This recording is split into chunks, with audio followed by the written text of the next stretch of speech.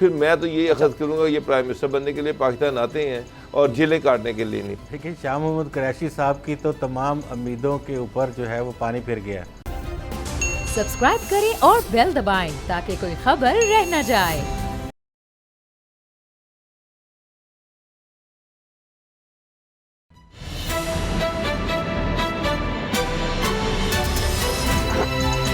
अब पता चला। बिस्मिल्लाहिर्रहमानिर्रहीम, अस्सलाम वालेकुम। मैं हूं मोहम्मद उसामा गाजी और आप देख रहे हैं अब पता चला। सच ही कहते हैं, सियासत में कोई किसी का दोस्त नहीं होता, हरीफ होते हैं या हलीफ। आज अवाम ने इस मुहावरे की अमली तस्वीर भी देख ली। जब 2008 के इंतखाबात में पीपल्स पार्टी जीती तो यूसुफ रज़ा गिलानी वज़ीर आज़म बने और शाह महमूद कुरैशी इनके वज़ीर खारजा। लेकिन रात गई बात गई, अब शाह महमूद कुरैशी PTI हुकूमत के वज़ीर खारजा हैं और यूसुफ रज़ा गिलानी पीपल्स पार्टी के रहनुमा और सेनेट में अपोजिशन लीडर, जिससे वो इस्तीफा दे चुके। आज वज़ीर खारजा शाह महमूद कुरैशी ने सेनेट इजलास में जज्बाती तकरीर की और अपने साबिक बॉस यूसुफ रज़ा गिलानी के इस्तीफे को ड्रामा करार दिया। कहा ये कुर्सी से चिपके रहेंगे। सवाल ये उठाया, क्या रात के अंधेरे में ये बिल पेश किया गया? वो इतने मासूम और बेखबर क्यों थे? वज़ीर खारजा ने दावा ये किया कि नून लीग के साथ पहले भी हाथ हुआ और आइंदा भी होने वाला है। ये लंबी खेल है, फिक्र ना करें, एक दूसरे को पुराना जानते हैं, बहुत सी वजाहतें होंगी, ये झूठ बोलते हैं, ये अपोजिशन लीडर रहेंगे और इससे चिपके रहेंगे। तकरीर में शाह महमूद कुरैशी ने कहा कि क्या ऐवान में सबको मालूम है कि ये लीडर ऑफ अपोजिशन कैसे मुंतखब हुए, कायदे हिस्ब इख्तिलाफ कैसे सेनेटर मुंतखब हुए, वोटों को खरीद कर इनकी वीडियो मीडिया में चलती रही, इनका तो केस आज भी इलेक्शन कमीशन में लगा है। दूसरी तरफ यूसुफ रज़ा गिलानी का दावा है कि वो अपना इस्तीफा वापस नहीं लेंगे, जिसे मंजूर करने से बिलावल भुट्टो जरदारी ने इनकार कर दिया है। शाह महमूद कुरैशी के इल्जामात पर यूसुफ रज़ा गिलानी कहते हैं, शाह महमूद वज़ीर खारजा ने मुल्क का तशख़्ख़ुस खराब किया है। आज शाह महमूद दिलावर खान ग्रुप का तर्जुमान बना था, कहा था कि वो ऐवान में पॉलिसी बयान देना चाहते हैं, ये पॉलिसी बयान है।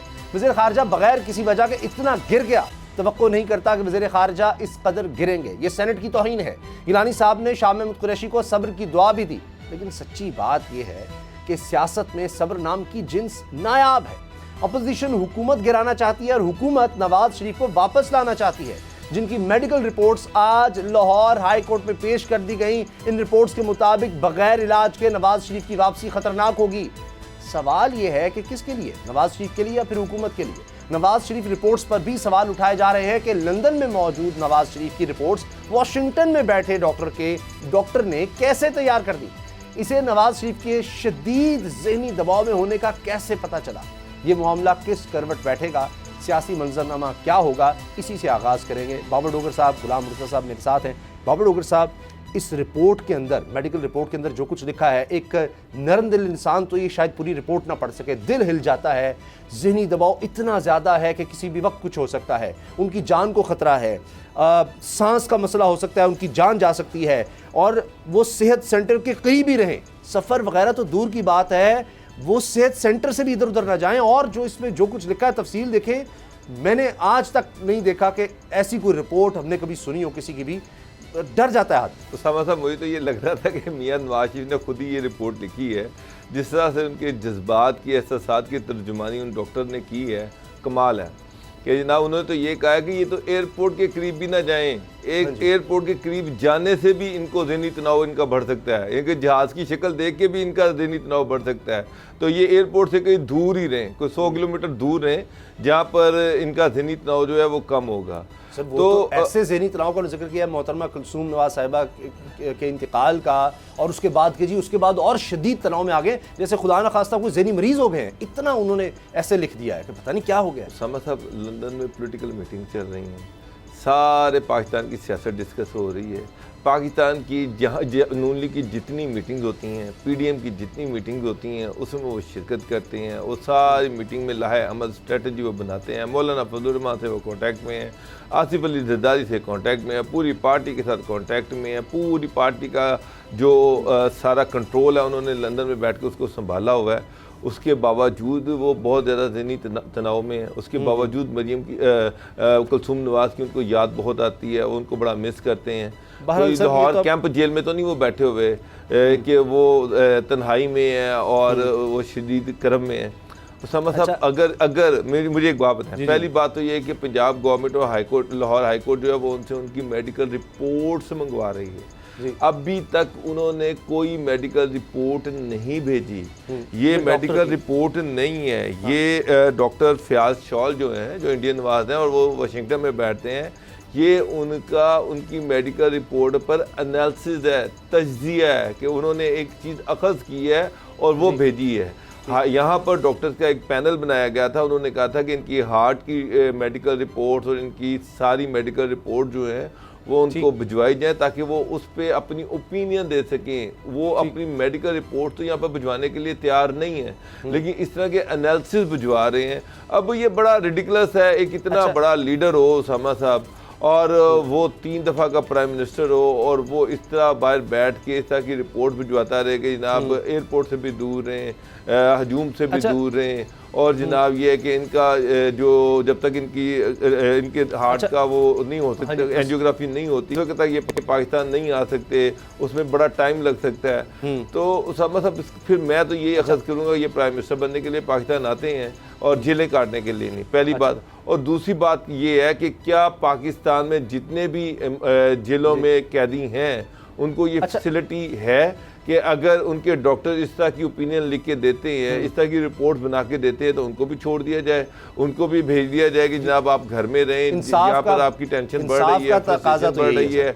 इंसाफ का तकाजा तो यही है। अच्छा, एक और बड़ी डेवलपमेंट हुई है गुलाम साहब, एहसन भून साहब एक दरख्वास्त लेकर गए सुप्रीम कोर्ट बार के सदर, अब उस पर एतराज़ लगा दिया गया और वापस कर दी गई। अब मैं सबको दिखाना चाह रहा हूँ कि इस पर एहसन भून साहब ने क्या कहा और फिर उसके बाद दिखाएंगे कि इमरान खान साहब का इस दरख्वास्त पर क्या कहना है। वो जो जेलों की आपने बाबर साहब ने बात की है ना, उस पर लगता है कि इमरान खान साहब भी बहुत ज़्यादा नाराज़ हैं। तो पहले देखते हैं एहसन भून साहब क्या कह रहे हैं। काफ़ी डिसअपॉइंटेड लग रहे हैं, ज़ाहिर बनता भी है, वो दरख्वास्त लेकर गए थे और इतराज़ लगा कर वापस कर दी। इतराज़ पर भी बात करेंगे कि जी ये तो पहले ही 5 रुकनी बेंच इस पर फैसला दे चुका है, लेकिन इमरान खान साहब ने इस दरख्वास्त पर क्या कहा है, किस तरह की ये दरख्वास्त है, वज़ीर आज़म इस पर कितने गुस्से में हैं, वो भी देखिए। नहीं जी, वज़ीर आज़म कह रहे हैं जी सारी जेलें खोल दें। वैसे नवाज़ शरीफ साहब के हवाले से शाहिद खाकान अब्बासी साहब ने कह दिया कि इस साल या अगले साल मियाँ नवाज़ शरीफ साहब वापस आ रहे हैं। गुलाम मुख्तार साहब, ये क्या हो रहा है? मियाँ नवाज़ शरीफ साहब आज भी महव सियासत। देखिए, जितनी भी हम बातें सुन लें हमारे वज़ीर आज़म साहब की और उनके एहतसाब की और उनके एहतसाब की रोदात की, और फिर ये अभी भी जो उन्होंने कहा कि बाकी कैदियों को सब कुछ छोड़ दो, सियासी कैदी में या सियासी मुकदमात में और जो रियल टाइम मुकदमात होते हैं उनमें ज़मीन आसमान का फ़र्क होता है।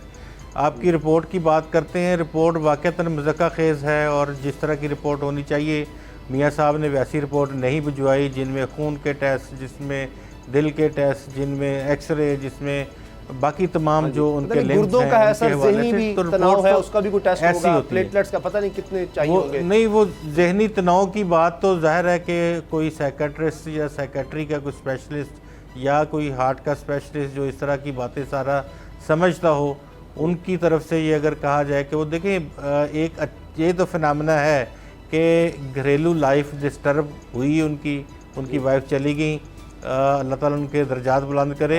और इसको तो हम कभी भी इसके ऊपर ना मजाक कर सकते हैं, ना हम इस तरह की खुदा न खास्ता कोई बात कर सकते हैं कि वो उनको उनकी बेगम याद आती हैं या नहीं याद आती हैं। ये अल्लाह ताला का, उनका और बीबी कुलसूम का मामला है, तो वो जाने, उनका काम जाने। हम डेफिनेटली दादोशुमार जो होते हैं किसी भी हवाले से मेडिकल रिपोर्ट्स के, तिब्बी रिपोर्ट में जो कुछ होना चाहिए, तो वो अब ये है कि उन्होंने चलो जो भी फ़िलासफ़ी भेज दी है वहाँ से, इस पे जो पंजाब में उन बोर्ड है वो एतराज़ लगाए और भिजवाए उनको वापस, उनको लिस्ट बना के दे कि हमें ये 10 रिपोर्ट्स चाहिए आपकी, वो हम आप हमें भिजवाएं, हम उसको एग्जामिन करवाएंगे।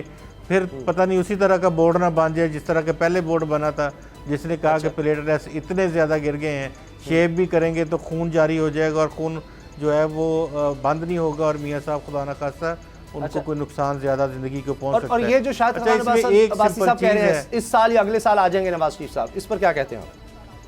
वो देखें, जब उनकी बात हो जाएगी पूरी तरह से और जो वो मुतालबात कर रहे हैं उनके मुतालबात मान लिए जाएंगे या वो समझेंगे कि हालात साजगार हो गए हैं उनके इस्टेब्लिशमेंट के साथ, जो बातचीत अभी मैं आपको ये खबर तो दे सकता हूँ कि बराह रास्त मियाँ साहब खुद बातचीत कर रहे हैं और अच्छा। उनके साथ पाकिस्तान की बड़ी मुक़्तदर हस्ती वो खुद बातचीत कर रही है, कोई दरमियान में बंदा नहीं है। ऐसा नहीं कि कोई अब थर्ड जो राब्ते थे वो ख़त्म हो गए हैं, अब वन इन वन राब्ता है। ठीक जी, बराह रास्त है। और उसमें क्या हो पता है, कहा जाता है कि जी वो आ जाए, आना हो आ जाए, नहीं आना हो तो वो मामला कुछ तय हो जाते हैं तो वो किसी भी वक्त आ सकते हैं, फिर ये ना मेडिकल रिपोर्ट्स की जरूरत पड़ेगी, वो ना आ जाएंगे। डॉक्टर से बीमारियां भी सब ठीक हो जाएगा। बीमारियां भी उसी वक्त तक की हैं। अच्छा। बीमारियां भी उसी वक्त तक की हैं और रिपोर्टें भी उसी वक्त तक की हैं। ठीक है। हालात साजगार होंगे तो सारी बीमारियां भी दूर हो जाएंगी। अच्छा। और ये वो यहाँ भी मौजूद होंगे। और लेकिन ये जो आपने बात की है जी जी रजिस्ट्रार ऑफिस के इतराज़ात की, देखिए ये तो दरख्वास्त किसी भी लिहाज से ये बनती नहीं थी। मैं आपको अर्ज़ करूँ बतौर तालिब इल्म लॉ के और सुप्रीम कोर्ट के रिपोर्टर होने की हैसियत से, ये कतन दरख्वास्त नहीं बनती है किसी भी लिहाज से, क्योंकि एक तो ये रेलेवेंट पार्टी नहीं है, एग्रीव्ड पार्टी नहीं है। 184(3) तो इंसानी बुनियादी हकूक़ से मुतसादम उसके हवाले से बात करता है, उसकी तशरीह करता है। यहाँ इन दोनों की नाअहली से वो ताहयात हो या 5 साल की हो या 10 साल की हो, उस पे एक फ़ैसला सुप्रीम कोर्ट ऑफ पाकिस्तान के 5 रुकनी बेंच का आ चुका। उसको फिर दोबारा नज़रसानी उसके ऊपर दरख्वास्त दायर हुई, वो नज़रसानी दरख्वास्त भी कंप्लीट हो गई जी, उसका भी फ़ैसला आ गया। सही। अब बात सवाल ये है कि फाइनलिटी हो गई है इस फैसले की। अगर हम रोज़ाना ऐसे केस खोलने शुरू कर देंगे तो सुप्रीम कोर्ट में फिर रोज़ाना कोई ना कोई आ जाएगा केस उठा के और ये कहेगा जी फलां केस कानून में के भी खिलाफ हुआ है था, कि ये एक भी। फैसला हो जाए उस पर नहीं आ सकता, लेकिन कुछ सोच समझ के जी पिटीशन गई होगी। बहरहाल अब वो तो और मामला है। सर आज सेनेट की लॉ का एक प्रिंसिपल भी है, जी जी, लॉ का एक प्रिंसिपल भी है कि matter once decided can not be reopened. बिल्कुल सही, बिल्कुल सही। तो बिल्कुल सही, वरना वो तो लॉ केसेस का ये खत्म नहीं हो सकते। प्रिंसिपल है कि ये दोबारा बिल्कुल सही इसको है। नहीं खोला अच्छा जा सर, सकता। आज सेनेट में जो कुछ हुआ, पुराने हलीफ थे आज हरीफ, और बहुत ही ज़्यादा सख्त ज़ुबान इस्तेमाल हुई है आज सेनेट में। शाह महमूद कुरैशी साहब वज़ीर ख़ारजा हैं और दूसरी तरफ साबिक़ वज़ीर आज़म थे। क्या एक दूसरे के ख़िलाफ़ उन्होंने कहा है, आपको दिखाते हैं। बाबू डॉक्टर साहब मुझे ज़रा समझाएं, मुझे समझ नहीं आ रही कि ये तो हुकूमत के हक़ में हुआ जो कुछ हुआ, इतना जज्बाती हो गए हैं शाह महमूद कुरैशी साहब, यूसुफ रज़ा गिलानी, यानी जिनके बारे में फवाद चौधरी साहब बार बार कह रहे हैं जी बहुत शुक्रिया, बड़ी मेहरबानी, नाम ले लेकर कह रहे हैं, और इस पर अलग बात करते हैं कि जी क्या एक ही बंदा है, ये सारा कुछ यूसुफ रज़ा गिलानी ने कर दिया है जो 8-10 इनके वोट कम हो गए। लेकिन पहले ये तो समझाएं इतना गुस्सा क्यों? उसामा साहब, इससे पहले आप देखिए कि नेशनल असेंबली में बिलावल के साथ भी इसी तरह की इनकी एक टकराव हो चुका है, झड़प हो चुकी, जिसमें एक झड़प हुई थी, जिसमें ये बिलावल के खिलाफ बोले थे। उसके बाद बिलावल ने इसका जवाब भी दिया था। बिलावल बाहर जा रहे थे, फिर वो वापस आए और आकर उन्होंने इसका जवाब भी दिया था। तो ज़ाहिर बात है कि इन्होंने पार्टी छोड़ी, पे पार्टी के ये अहम रुकन थे, छोड़ के पीटीआई में आए। पे पार्टी को एक बड़ा डेंट लगा, साउथ पंजाब में डेंट लगा इनकी वजह से, और पे पार्टी की जो पोजीशन थी वो कमज़ोर हुई है।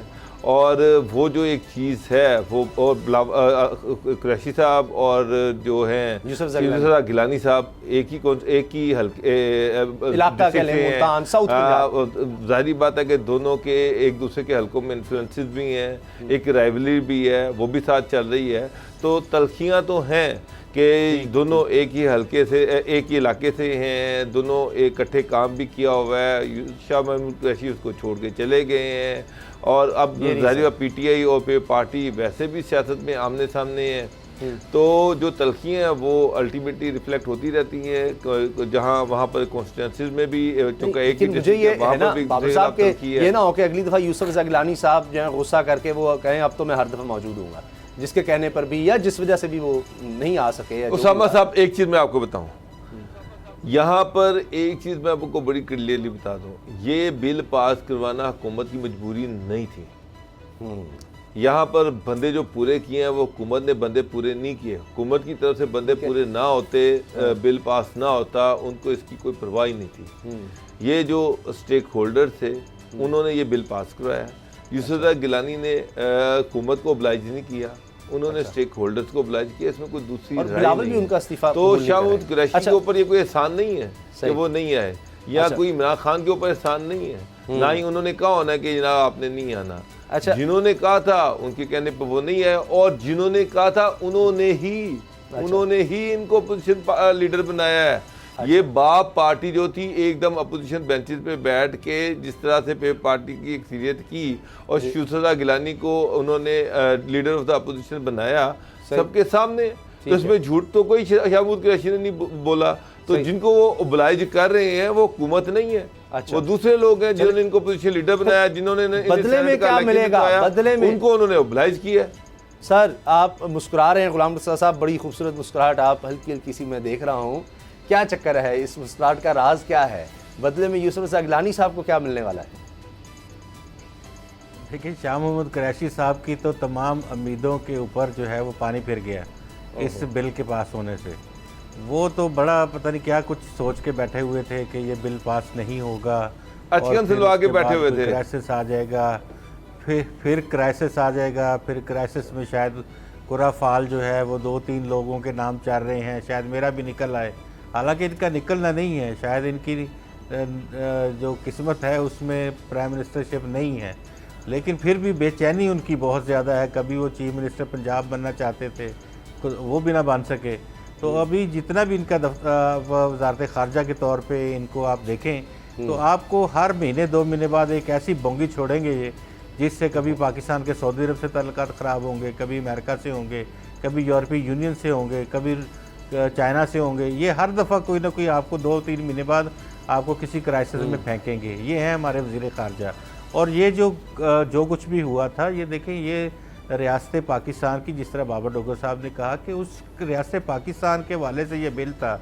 हम इसको पॉलिटिकल गेन के हवाले से अगर देखेंगे तो वो ये कोई पॉलिटिकल गेन आप किसी भी लिहाज से इसको नहीं कह सकते। अगर हम रियासत डिफ़ॉल्ट कर जाए तो तमाम की तमाम देखें, रियासत के सबसे बुनियादी जो हैयत तरकीबी है उसमें हमारे यहाँ वर्ल्ड बैंक, IMF और बाकी जो फाइनेंशियल इंस्टीट्यूशंस हैं बाहर के, वो बड़ी अहमियत के हामिल हैं। उसके लिए किसी सियासी पार्टी को कुछ नहीं करना होता, वो रियासत ही खुद मैनेज करती है। पता है कि इसके बगैर ना मुल्क चलना है, ना बाकी इदारे चलने हैं, कुछ भी नहीं हो सकता। तो इसको तो जैसे जिस तरह इन्होंने कहा, बिल्कुल मैं एग्री करता हूँ कि वहीं से पास होने के लिए है, इनकी तो भरपूर कोशिश। अच्छा, तभी वो इतने ज़्यादा जज्बाती हो रहे हैं। ब्रेक का वक्त है, न्यूज़ अपडेट्स देखते हैं और उसके बाद बात करेंगे बतौर chief justice of Pakistan justice Gulzar Ahmed साहब का आखिरी फैसला, उसको डिस्कस करेंगे ब्रेक के बाद। अब पता चला।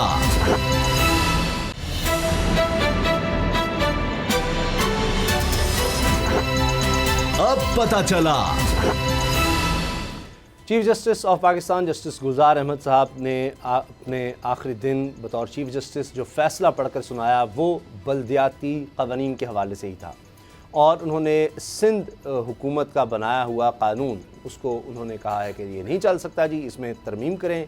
उसकी बाकायदा शिक का उन्होंने हवाला दिया जी, इसकी शिक 74 और 75 कलअदम करार दी जाती है 2013 का जो एक्ट है, और ये MQM की तरफ से दरख्वास्त थी जिस पर उन्होंने ये फ़ैसला सुनाया है, और ये फ़ैसला पहले महफूज किया गया। कहा गया जी माली इंतज़ामी और सियासी इख्तियारात यकीनी बनाए जाएँ, बल्दियाती हुकूमत को जाने चाहिए। कोई इस तरह का ये नहीं हो सकता कि जनाब जो बल्दियाती इख्तियारात हैं वो सिंध हुकूमत ले ले या उनके मास्टर प्लान सूबाई हुकूमत बनाती रहे, ये नहीं होना चाहिए। और आइन का आर्टिकल 140A उससे हम आहंगी पैदा की जाए।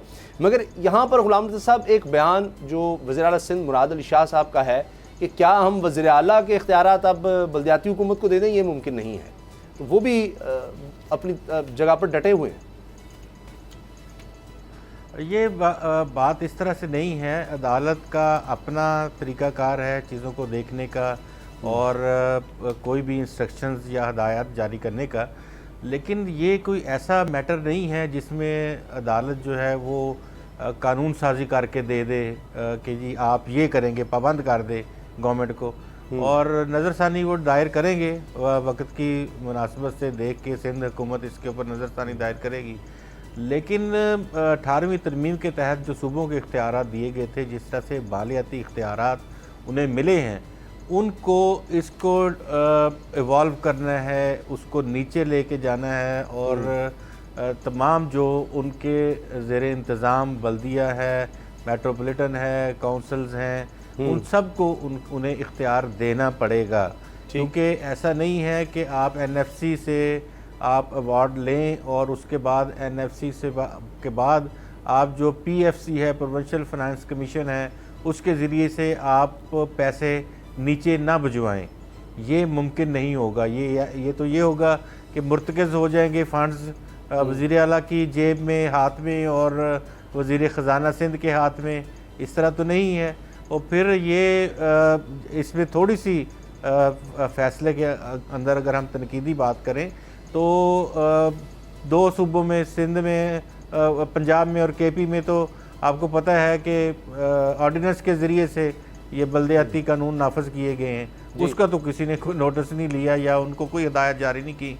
ये सिंध हुकूमत ने ये मंजूर किया है अपनी पार्लियामेंट से, सिंध असम्बली से, इनके ऊपर जो है वो ऑर्डर आ गया है। लेकिन ये ऑर्डर इस हद तक तो ठीक है कि जो NFC से मिलने वाले पैसे हैं उसको PFC के ज़रिए से उसकी तरतीब इस तरह से ख़र्च की बनाई जाए कि वो इक्वली मसावात के तौर पे वो तकसीम हो, शहरी इलाकों में भी और अर्बन इलाकों में भी। बिल्कुल सही। अच्छा बाबर डोगर साहब, ये अब MQM चली गई है इसी फैसले को लेकर के जी अब सिंध हाई कोर्ट में इस पर अमल दरामद करवाया जाए। अब जाहिर है कि इसमें ये तो नहीं है कि जी ये डिपार्टमेंट है, ये किसके पास होगा। जो बात गुलाम रज़ा साहब ने कही है, सुप्रीम कोर्ट ने तो तशरीह कर दिया आइन का आर्टिकल 140, जिसका हवाला आप भी दे चुके हैं, कि उसमें बाकायदा बताया गया है कि इंतज़ामी, मालियाती हों, ये सब मामलात इंडिपेंडेंट, एक उनको एक एडमिनिस्ट्रेटिव उसके पास ताकत होनी चाहिए, नाम की नहीं होनी चाहिए। लेकिन अब इसकी तशरीह के बावजूद आगे अभी बहुत से झगड़े होंगे, कौन सा डिपार्टमेंट, कितने फंड्स, कहाँ किस शहर में। जो एहतजाज हम देख रहे थे, MQM का बड़ा पुरतशद्दुद हो गया, जमात इस्लामी के साथ कामयाब हो गए, PSP का धरना, अब आप देख लें बाकी जमातें अभी हैं जनाब, उसमें तहरीक इंसाफ भी है, दीगर जमातें अभी तो वो सारे मामलात अभी पड़े हैं। उसामा साहब, 2002 में जब लोकल गवर्नमेंट ऑर्डिनेंस आया तो उस वक्त बहुत ही बाख्तियार किस्म की लोकल गवर्नमेंट थी। 2001 में ये आया, 2002 में इलेक्शन हुए, चौधरी पीरलाई CM बन गए, और मैंने ख़ुद देखा कि उन्हीं की पार्टी के नाज़िम जो थे वो लाहौर के थे और बाकी सारे डिस्ट्रिक्ट नाज़मीन उन्हीं के थे। लेकिन उसके बावजूद उनको फ़ंड्स का रोना होता था कि हमें फ़ंड नहीं दिए जाते, इख्तियारात नहीं दिए जाते, हमारी मर्ज़ी से हमें काम नहीं करने दिया जाता, वो हमें आज़ादियाँ नहीं हैं, जो कानून हमें आज़ादियाँ देता है वो नहीं दी जाती। बात ये है कि ये तो लिबर्टी कहीं भी नहीं दी जाती। पाकिस्तान जहाँ पे अभी जमहूरियत पूरी तरह से उसकी गिरफ्त हुई नहीं है, अभी भी सदाती निज़ाम की बातें होती हैं, कभी लगता है मार्शल लॉ लग जाएगा, कभी कोई बात होती है, वहाँ पे आप लोकल गवर्नमेंट्स के अख्तियारात का रोना रो रहे हैं। लोकल गवर्नमेंट को मैं कहता हूँ चले जी लेजिस्लेशन हो जाती है, सिंध गवर्नमेंट इनकी मर्ज़ी की लेजिस्लेशन कर देती है, उसके बाद क्या PFC से ये ज़बरदस्ती फंड ले लेंगे? वो तो प्रोविंशियल गवर्नमेंट ने देना है, वो किसी को कम दे दें, किसी को ज़्यादा दे दें, फंड्स रोक लें, तो ये क्या कर लेंगे? फंड्स नहीं होंगे तो वो क्या कर लेंगे? वही तो मैं कह रहा हूँ कि फंड्स वो रोक ले, उसके बाद बहुत सारे वो उसके उसामा साहब वहाँ पर KDA है, वहाँ पर कराची डेवलपमेंट अथॉरिटी है, MDA है, उसके सारे जो MDs हैं वो सिंध गवर्नमेंट ने लगाने हैं, सिंध गवर्नमेंट ने पूरे मुल्क को चलाता है। अगर प्रोविंशियल गवर्नमेंट किसी भी डिस्ट्रिक्ट गवर्नमेंट को तंग करना चाहे तो उसके पास सारे इख्तियारात है तंग करने के। तो मेरे हिसाब में मेरा ख्याल है कि ये सारी पॉलिटिकल स्पेस लेना चाह रहे, इससे आगे कुछ नहीं है। मुझे एक बात बताएं, जिस तरह से गुलाम मुर्दा साहब ने कहा, पंजाब में कौन से इख्तियारात हैं? पंजाब में जो नून लीग की जो डिस्ट्रिक्ट गवर्नमेंट थी उसको क्या इख्तियारात दिए? उसको सस्पेंड करके रखा, ऑर्डिनेंस के जरिए से ले आए। अभी भी सारा कंट्रोल जो है वो प्रोविंशियल गवर्नमेंट के पास है, KPK में भी प्रोविंशियल गवर्नमेंट के पास है। सर थोड़ा सा मैं चाह रहा हूँ कि चीफ जस्टिस ऑफ पाकिस्तान के हवाले से भी बात कर लें। गुलाम साहब, मैं देख रहा था काफ़ी मौक़िर अखबार में हर एक का ओपिनियन है, वो लिख रहे हैं कि जी चीफ जस्टिस साहब तो जनाब कराची से ही बाहर नहीं निकल सके। अब इस तरह की बातें जब वो रिटायर हो रहे हैं तो इस तरह की बातें लिखना, ये बात आप कहाँ तक समझते हैं दुरुस्त है? इन्होंने देखा, पहले भी इन्होंने बहुत से फैसले दिए कि जिस तरह वहाँ पर गैर कानूनी तामीरात, बिल बोर्ड्स, मुझे याद है जब कराची जाते थे इतने ज़्यादा कि जंगल लगता था बिल बोर्ड्स का, और बड़े बुरे हालात थे, तो उन्होंने बड़ी कोशिश की इसको बेहतर करने की। वो नस्ला टावर क्या हुआ और बाकी इस तरह के बड़े बड़े फैसले थे। देखें, आप एक ना एक दिन रिटायर होना होता है और फिर आपने रिटायर लाइफ उसी शहर में गुजारनी है, और सुप्रीम कोर्ट ऑफ पाकिस्तान बहुत बड़ा अदारा है, सबसे बड़ी कोर्ट है, और उससे होने वाले फैसले किसी ज़ाती अनाद या किसी भी ख्वाहिश पर नहीं होने चाहिए किसी भी तरह से। उनमें एक विजडम, उसमें एक इक्वलिटी बिफोर लॉ, उसमें कानून, आइन, और आप most mature man of the country आप कह सकते हैं कि जो चीफ जस्टिस के ओहदे तक पहुंचते हैं, तो वहाँ पे उनको उस तरह का विजडम उसका इजहार करना चाहिए, ना कि आप डिस्पेंसरियों से मरीजों की सर पे से बोतलें उठाएं या टावर गिराएं या बहुत सारी जेलों में चीज़ हैं। जेल वो देखिए, उसमें एक रोल है जेलों के हवाले से।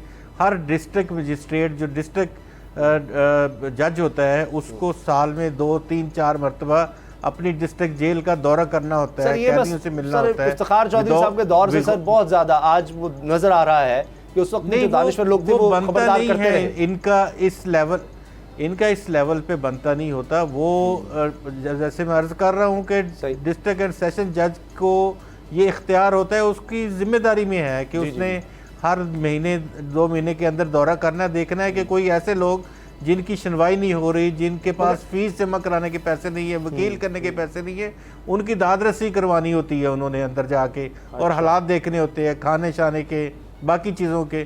तो ये तो वो काम कर सकते हैं जो काम आपका एक कलम की जुम्बश से हो सकता है, उसके लिए आप बैलेंस करने की कोशिश की। सबसे बड़ा शहर कराची है, कम से कम कुछ फोकस जरूर नजर आया, लेकिन ये तो नहीं है कि सिर्फ उसी के केसेस सुनते थे, सारे केसेस सुनते थे, ये ऐसा नहीं है। हमारे यहाँ कुछ चीज़ों पर तनकीद है, किसी को होता है, किसी की कोई सोच होती है, हर बंदे की अपनी एक सोच है, तो वो उस तरफ चल पड़ता है। बाबर डोगर साहब, आप क्या कहेंगे इस बारे में? चीफ जस्टिस साहब जो हैं, अच्छा उसामा साहब, कंट्रोवर्सी तो फिर जनरेट हो जाती है। पाकिस्तान में सबसे अहम और सबसे सेंसिटिव अदारा जो है ना, वो सुप्रीम कोर्ट और हाई कोर्ट्स हैं, जहाँ से लोगों को इंसाफ मिलना है, जहाँ से लोगों ने अपनी ग्रीवांसेस के लिए लोगों ने वहाँ पर जाना है। जजेस के जो फैसले होते हैं वो किताबी फैसले नहीं होते। जजेस ने किताबों की बुनियाद पर फैसले नहीं करने होते, उन्होंने उन फैसलों का इम्पेक्ट कहाँ तक जाएगा और एक आम आदमी की ज़िंदगी पे उसका क्या असर होगा, उन्होंने सारी चीज़ों को देख के फैसला करना होता है। ये नहीं होता कि एक फ़ैसला कर दिया और उससे 10,000 लोग जो हैं वो बेचारों की ज़िंदगी मिजरेबल हो गई। तो इस तरह के फैसले सुप्रीम कोर्ट नहीं कर सकती। और दूसरी चीज़ ये है कि देखें, पाकिस्तान में जितने भी इदारे हैं वो जब सुप्रीम कोर्ट में या हाई कोर्ट में पिटीशन लेके जाते हैं, तो वो सुप्रीम कोर्ट हाई कोर्ट उनकी जुरिस्डिक्शन के भी फैसले करती है कि किस अदारे की क्या लिमिट है आइन और कानून के अंदर। तो उसी हवाले से सुप्रीम कोर्ट और हाई कोर्ट की भी लिमिट है, उनके जजेस को भी देखना पड़ता है कि क्या वो इन लिमिट्स को क्रॉस कर रहे हैं या नहीं कर रहे। अब मेरे सामने बहुत सारी ऐसी चीज़ें हैं, लेकिन ज़ुबान को ताले लगे हुए हैं, नहीं बोल सकते। हम रोज़ देख रहे हैं कि किस तरह से चीज़ों को वायलेट किया जा रहा है, किस तरह से चीज़ों की धज्जियाँ उड़ाई जाती हैं। तो मेरा ख्याल है कि बाहर तो एहतसाब होना चाहिए, इसके साथ साथ खुद एहतसाबी भी होनी चाहिए। जस्टिस उमर बंदयाल साहब सर कमाल वो जज हैं और ज़बरदस्त उनके फैसले हैं। अब ज़ाहिर है उन पर भी एक बड़ी जारी है, तो अब देखते हैं कि उनके टेन्योर में किस किस किस्म के केसेस आते हैं और किस तरह से हमारी जुडिशरी जो है चीज़ों को लेकर आगे चलती है। ब्रेक लेते हैं जनाब, और ब्रेक के बाद हम बात करेंगे foreign funding case Tehreek-e Insaf में अब भी इसने हलचल मचाई हुई है, और अकबर एस बाबर साहब का मौक़िफ़ लेंगे ब्रेक के बाद।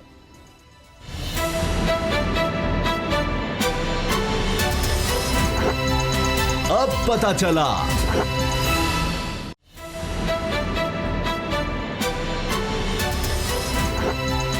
अब पता चला। पीटीआई के खिलाफ foreign funding case scrutiny committee की रिपोर्ट आई। इसमें एक बहुत अहम पेशरफ्त हुई है। इलेक्शन कमीशन में अब इसकी बाकायदा समाअत चल रही है। जिस तरह बिल्कुल आप अदालती समाअत देखते हैं, दोनों के वकला भी पेश होते हैं। अब इस स्क्रूटनी कमेटी की रिपोर्ट की बुनियाद पर मामला आगे बढ़ रहा है। इसमें बड़ी डेवलपमेंट ये हुई है कि 8 वॉल्यूम्स हैं जो स्टेट बैंक ने इलेक्शन कमीशन के हुक्म पर तमाम मालियाती इदारों से, बैंकों से, जहाँ जहाँ अकाउंट्स हो सकते हैं, दीगर माली मामलात हो सकते हैं पीटीआई के, वो सब चीज़ें इकट्ठी की हैं। ये खुफिया थी। अब इन 8 वॉल्यूम्स को काफ़ी ज़्यादा इसमें डिटेल्स हैं, तफसीलात हैं, वो अकबर एस बाबर जो मेन पटिशनर हैं, दरखास्त गुजार हैं, उनके हवाले करने का कह दिया गया है। अब जाहिर है कि जब ये दस्तावेज़ हवाले होंगी, बहुत सी चीज़ें इसमें नज़र आएंगी, बहुत सी और चीज़ें सामने आएंगी कि जी ये अकाउंट इस तरह से है, इसमें फ़लाँ ने पैसे भेजे, ये इस तरह गए, वो हुआ। अब बाबर डोगर साहब, ये तो लगता है कि एक सीरीज़ ऑफ पेंडोरा बॉक्सेस होगी जो खुलनी है, क्योंकि अभी तो ये हुआ कि वकील अनवर मंसूर साहब जो कि तहरीक इंसाफ के वकील हैं वो नहीं पेश हो सके। उन्होंने कहा कि मैं अभी केस लीड नहीं कर सकता, केस नहीं आगे चला सकता क्योंकि कोरोना हो गया था, तो अभी भी बुखार है। बिल्कुल उसामा साहब, जो अकबर एस बाबर के वकील हैं, उन्होंने आज चीफ इलेक्शन कमिश्नर को बताया कि जनाब हमें जो डेट दी गई थी उसमें अभी तक हमें जो है वो 8 वॉल्यूम्स नहीं दिए गए। तो उनको 30 जनवरी तक की डेट दी गई थी, 18 जनवरी का ऑर्डर था। हाँ उसके बाद 29 जनवरी को बुलाने की वजह 30 जनवरी को बुला लिया, वो भी 7 दिन बिठाए रखा है। अब उन्होंने कहा कि जी इनको वॉल्यूम जो है वो दे दिए जाएँ। तो जब वॉल्यूम खुलेंगे तो साथ साथ फिर डिटेल सामने आएगी कि जो अकाउंट्स हैं कहाँ कहाँ उसका मिसयूज़ हुआ, कहाँ कहाँ पर क्या वो शौकत खानों के अकाउंट में पैसे आते रहे या वो तहरीक इंसाफ के अकाउंट्स में पैसे आते रहे, अकाउंट्स का किस तरह से मिसयूज़ हुआ, कौन कौन सी ऐसी ऑर्गेनाइजेशन थी बाहर की जो अकाउंट्स में पैसे भेजती रहीं। जो भी अभी तक एलिगेशंस हैं उसको वो तभी ठीक होंगे जब सारे वॉल्यूम सामने आ जाएंगे, सारी डिटेल सामने आ जाएगी कि असल चीज़ क्या है। और उसके बाद जाहिर बात है कि ये बात खाली पीटीआई तक नहीं रुकेगी, ये बात आगे तक जाएगी। ये नून लीग की भी बात आएगी, उसमें फिर पार्टी की भी बात आएगी। नून लीग में भी मैंने देखा कि बहुत सारे रोले हैं।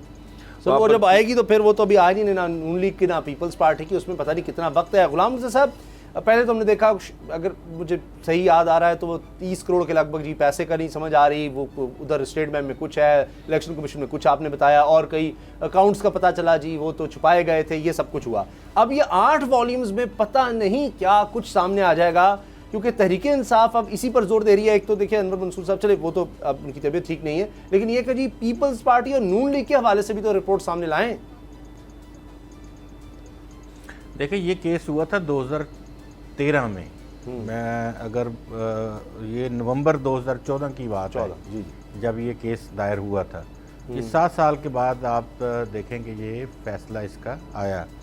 अच्छा, अभी जो वॉल्यूम्स आ रहे हैं काफ़ी उसमें मटेरियल है रिपोर्टिंग के लिए भी और तज्जिए के लिए भी। 23 स्टेट बैंक के अकाउंट्स हैं जो कि सर्टिफाइड हैं स्टेट बैंक ऑफ पाकिस्तान से, पीटीआई के अकाउंट्स वो खुफिया रखे गए थे। अब उसके बाद 6 अकाउंट्स हैं बैनुल अक़वामी जिसमें फंडिंग होती रही जी, इलीगल फंडिंग, वो भी छुपाए गए थे। अच्छा। इनमें अब 5 साल की सिक्रूटनी कही गई थी 2013 से ऑनवर्ड 2018 तक जी, लेकिन उस सिक्रूटनी को 4 साल कर दिया गया, करवा दिया गया। 13 निकाल दी गया, 13 में काफ़ी चीज़ें आई हुई हैं, तो 13 की भी स्टेटमेंट सामने आएंगी तो अल्टीमेटली वो भी काफ़ी कंट्रोवर्शियल रिपोर्ट्स उसमें होंगी। अच्छा। फिर इसके साथ ये था कि खान साहब ने एक ऑडिट रिपोर्ट थी जो कि उनके दस्तखत से मौजूद थी, वो निकाल ली गई, उसको इग्नोर कर दिया गया और नॉन पेपर के तौर पे उसको डिक्लेयर किया गया। तो वो रिपोर्ट भी अब आ जाएगी सामने।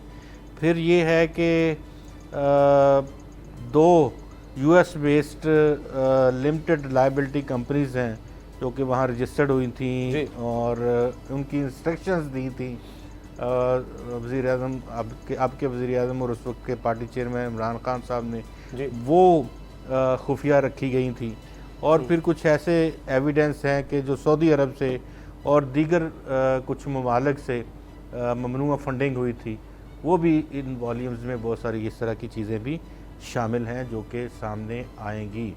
तो वो 2014 से आप देखें कि किस हद तक डिले किया गया, रोज़ाना की बुनियाद पे कभी हाई कोर्ट ले जाया गया, कभी कहीं ले जाया गया, आखिरकार इसमें से चीज़ें इलीगल। अच्छा, अभी तो अकबर एस बाबर साहब के जो वकील हैं अहमद हसन साहब, वो तो अब तक ये कह रहे हैं कि जी हमें तो डिले इतना किया गया, सुबह से लाकर बिठा दिया गया। पहले कहा गया जी जो दरख्वास्त गुजार है उनको लाएं, फिर मैं लेकर आया, सुबह से शाम तक कर दी। पहले 18 जनवरी का ऑर्डर था, फिर 19 जनवरी तक वो बुलाते हैं, फिर वॉल्यूम देने के लिए मुझे 30 जनवरी को बुलाया गया। तो ये अभी भी इस तरह से हो रहा है। अब अनवर मंसूर साहब चले, वो तो बीमार हैं, लेकिन जब नून लीग और इंतज़ामी ये इंतज़ामी मामला है, और पहले सिक्योरिटी कमेटी थी, अब तो सीधा सीधा इलेक्शन कमीशन ऑफ पाकिस्तान के पास आ गई हैं। जी। अब उनके डीजी लॉ ने देनी है, आपको पता है ब्यूरोक्रेट्स उनका यही होता है, आज ले लें सुबह ले लें, और फिर इन्फ्लुएंस भी होते हैं। अब पता नहीं उनको क्यों नहीं दी जा रही।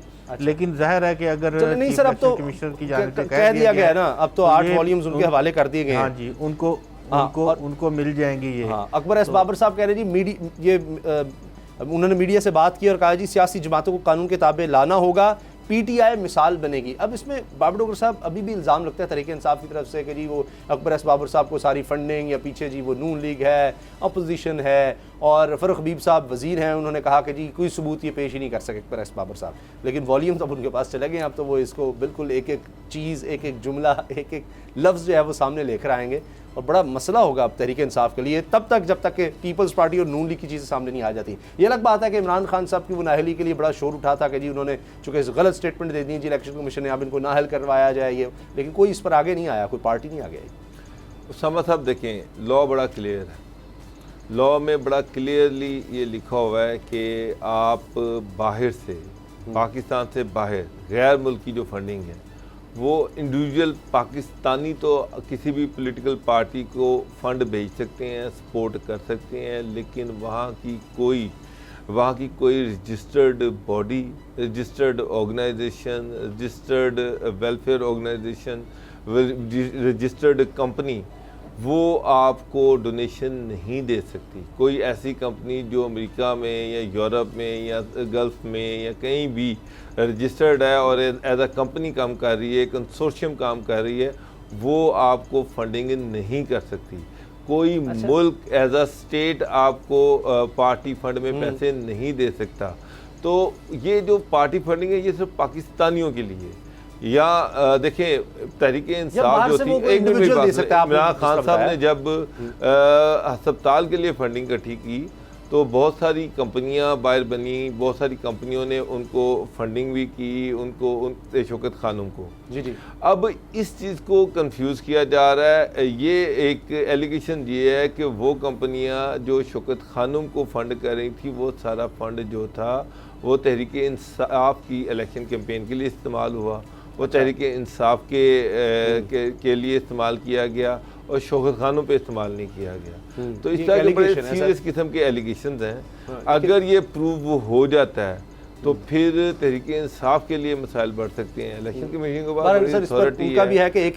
सबसे बड़ी चीज़ ये है कि इमरान खान जो सादिक अमीन सुप्रीम कोर्ट ने जिनको डिक्लेयर किया हुआ है और इमरान खान ने दस्तखत किए हुए हैं कि जनाब पार्टी ने कोई इलीगल फंड नहीं लिया, और अगर कोई ऐसा फंड आ जाता है तो उसकी बुनियाद पे उनके खिलाफ सुप्रीम कोर्ट में भी, लेकिन कोई जा ही नहीं रहा ना, यही तो मसला है। लेकिन सर अभी वॉल्यूम खुलने हैं, जब सबूत ब्लैक एंड व्हाइट में सामने आएंगे, अभी तो जब वो बैंक अकाउंट सामने आएंगे उसके बाद ही कोई अपील कर सकेगा। गुलाम साहब मेरे पास चंद सेकंड हैं, क्या होगा फिर उसके बाद? कुछ कह रहे हैं कि ज़्यादा से ज़्यादा होगा जी, ये जो रकम है चंद करोड़ रुपया ये इलेक्शन कमीशन जनाब ये जब्त कर सकता है, या ये पार्टी ख़त्म हो सकती है, नया यानी इनको स्लोगन चाहिए, नया निशान चाहिए होगा, नया नाम चाहिए होगा, कहाँ तक जा सकता है मामला? देखिए ये मामला सादिक और अमीन वाली जो शिक है, अगर उसके मुताबिक देखेंगे, क्योंकि इलीगलिटी तो साबित हो गई सिक्योरिटी कमेटी में, और जब ये इलेक्शन कमीशन ऑफ पाकिस्तान उन फंड्स को यहाँ पे रिस्ट्रिक्ट करेगा या उनको जब्त करेगा, तो फिर उसके बाद ये लोको स्टैंडर्ड जो है वजूद में आएगा कि आप उसको बेस बनाकर आप एक दरख्वास्त दायर कर देंगे कि ये जो हलफनामा दिया गया था या हलफनामा या सर्टिफिकेट जो ऑडिट रिपोर्ट दी गई थी जिसमें ये बताया गया था कि हमने ममनुआ फंडिंग नहीं ली, तो ये ममनुआ फंडिंग साबित हुई है और ये पैसे जो इलेक्शन कमीशन ऑफ पाकिस्तान है उसने रोक लिए हैं इस ऑर्डर के तहत। ठीक है, तो ये खत्म हो गया है। बहुत बहुत शुक्रिया आपको गुलाम साहब, प्रोग्राम देखने का बहुत शुक्रिया, दुआ में याद रखिएगा, इजाज़त दीजिए, अल्लाह हाफ़िज़। अब पता चला। सब्सक्राइब करें और बेल दबाएं ताकि कोई खबर रह न जाए।